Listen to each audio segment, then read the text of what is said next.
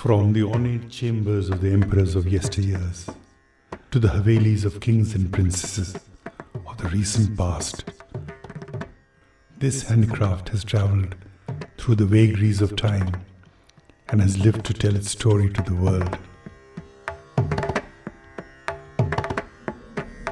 Introduced to the human race by Persians, Syrians and Iranians, the craft was first pioneered in India by the Bahmani sultans, somewhere between the 13th and the 15th century.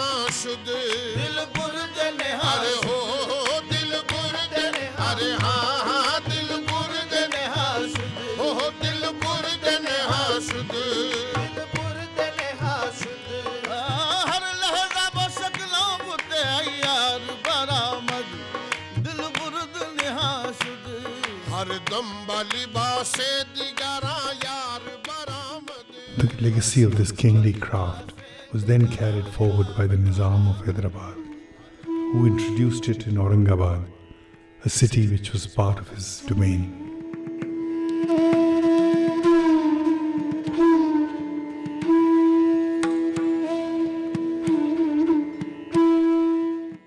BIDRI, as the handicraft came to be known and gained popularity with this name, had become part of a rich and ostentatious heritage, adorning the forts and palaces of kings and rulers.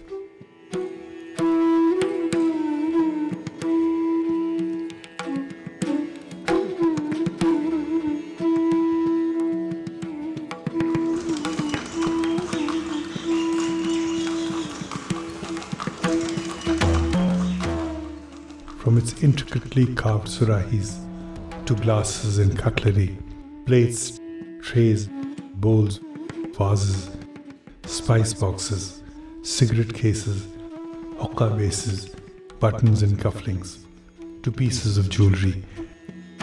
BIDRI craft was indeed the art that could beautify the lifestyle of the rich and the famous. Even the products that were made and designed in BIDRI were the ones used by the royals in their daily life. With its inlay work in pure gold or silver, the craft was befitting for royalty and therefore flourished during the time of their reign.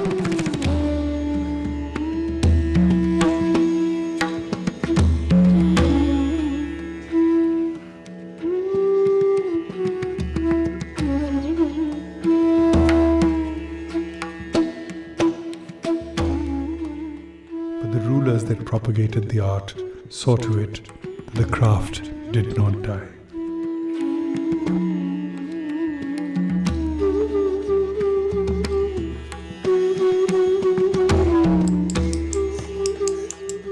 It was passed on to the successive generations of craftsmen who belonged to the Muslim community and the Lingayat sect.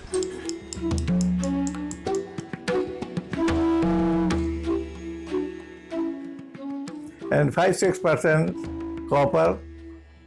When it is made, it looks white. So silver inlay and the work looks fresh.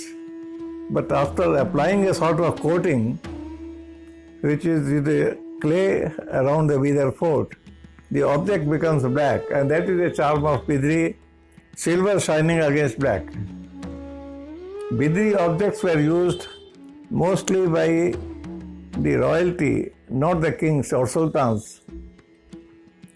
By Rajas, with Nawabs, they use BIDRIs.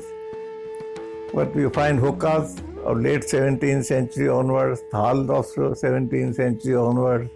And there were technique used was either two types, either the alphabets or the design was engraved and silver pieces of the same size were beaten in, and around the groove, when they beat, the silver expanded and got into the grooves. There was the other technique which was more difficult. It would take 5-6 times more time than normal BIDRI of this type. This was Mehtavi, means it looked like moonlight, in which the work, the background is silver, the alphabets are black. Because the alphabets are raised and the background is scraped out and the same thickness of silvers are inlaid. Later on, this technique reached Lucknow, where it started being made in the last quarter of the 18th century in Lucknow. This is a BIDAR Deepam. I have been in Andhra, Telangana for last 40 years, and I've always been very fascinated with the specialized handicraft of Andhra. So last year, when my daughter actually wanted to send out some gifts, I requested Mahmood Bhai here to do a Deepam. What my idea behind this was, I wanted to bring craft and things of utility in today's context. Earlier they used to make ugal, daan and other things which are of not use in today's context for a housewife or a person to stay in the house. So we thought about this Deepam. I had a big prototype in a different metal. I gave it to Mahmood Bhai, who is a state body. I had ordered about 400 pieces. He did exquisite work, gave me on time, and he showed me so many samples and kept on guiding me about the design element. An alluring fact about BIDRI is the mystery surrounding the black sheen that finished products get from the soil used in the final process.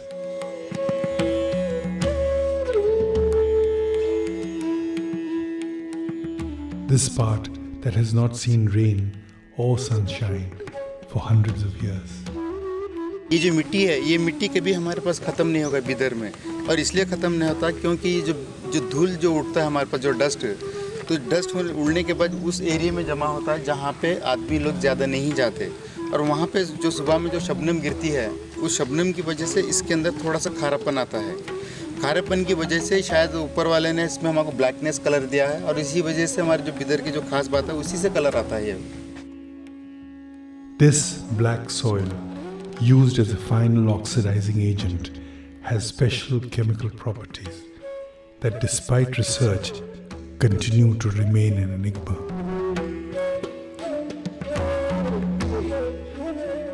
Whatever the reason, the fact remains that the BIDRI work would remain incomplete without the final touch of this soil.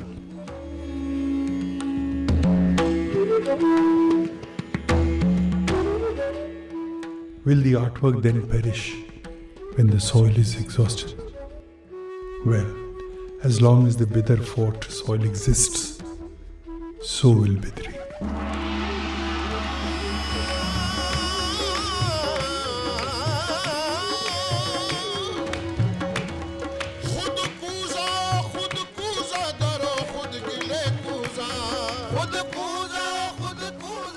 Apart from the soil, BIDRI ware uses zinc, copper, silver, gold, and ammonium chloride in the several steps that make the process of this handicraft extremely long and labor intensive.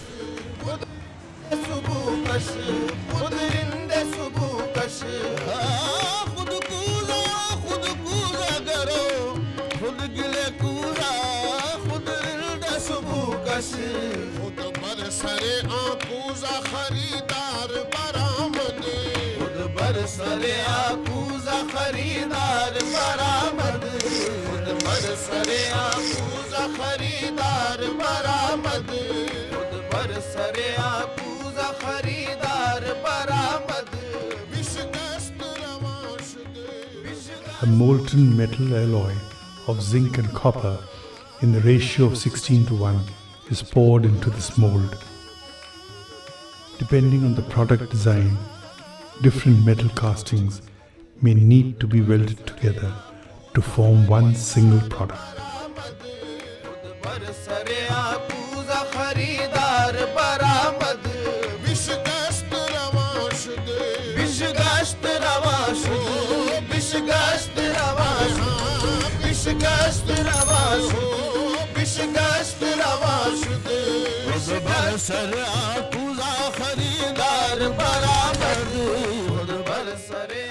After the casting, the rough surface of the product is rubbed with sandpaper to smoothen it. This process is called buffing.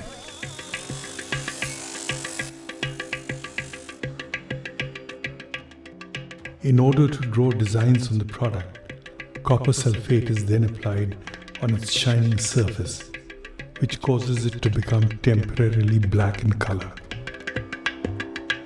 This makes it easy for the craftsman to draw clearly on the black surface.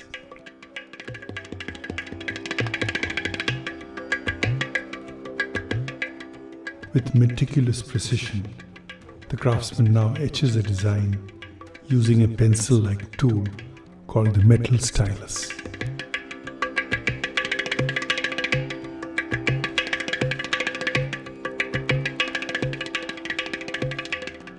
He carefully draws out the outlines of the designs using his imagination and borrowing from familiar surroundings various patterns from everyday life and nature. Years of practice makes the chisel in his hands move with such effortless precision that it leaves no room for any mistake. The delicate tapestry of the design spreads itself over the product and soon covers the whole surface, making it appear extremely intricate with fine detailing. Patterns that are common to the BIDRI artwork include a variety of floral sprays, leaves, fish, shapes of diamond and lozenges. Once the design is engraved, it is time for the inlay work to begin. The craftsman uses two types of inlay work to beautify his work of art.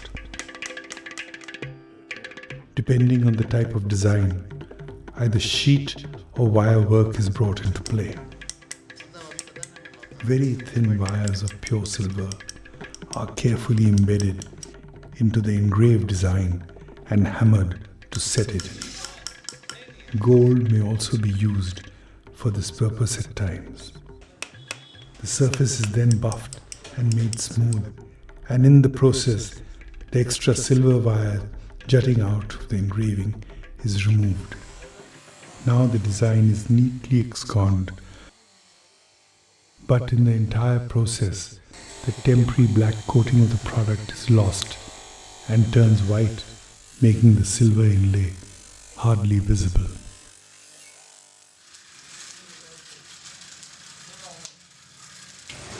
ये हम 7 piece लेते हैं, इससे 7 इससे पानी डाल देते हैं।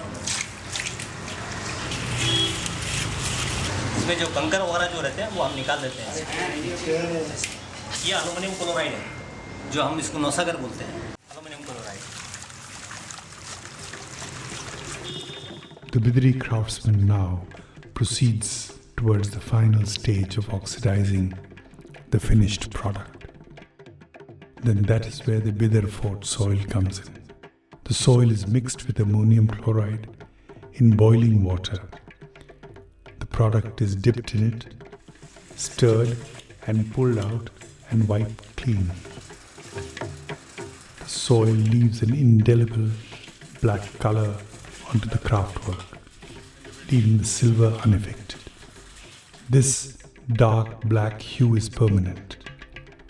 The inimitable soil leaves its stamp on every single piece, and the exquisite BIDRI ware is ready to mesmerize the world with its minimal black and white mystique.